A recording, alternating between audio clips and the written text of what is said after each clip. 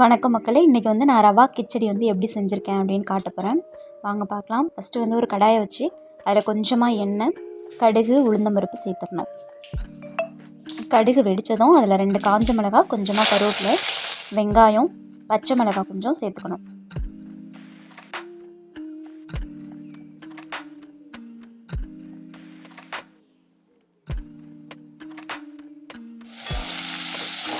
தேவையான அளவு உப்பு சேர்த்துக்கணும்.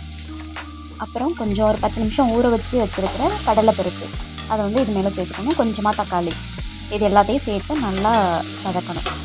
இதில் வெந்துட்டுருக்கும் போதே ஒரு 1/2 ஸ்பூன் வந்து மிளகாத்தூள் சேர்த்துக்கணும்.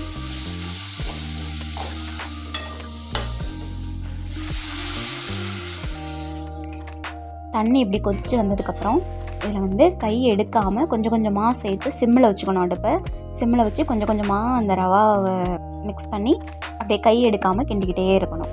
அப்போ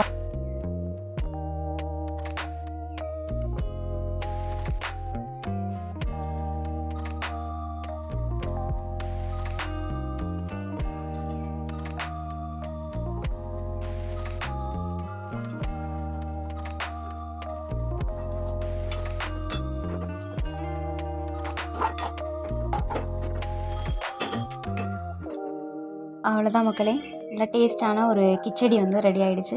இப்படி செஞ்சு சாப்பிடும்போது நமக்கு திகட்டாது, கொஞ்சம் நல்லாயிருக்கும். இதில் வந்து காயெல்லாம் வேணுனாலும் ஆட் பண்ணிக்கலாம்.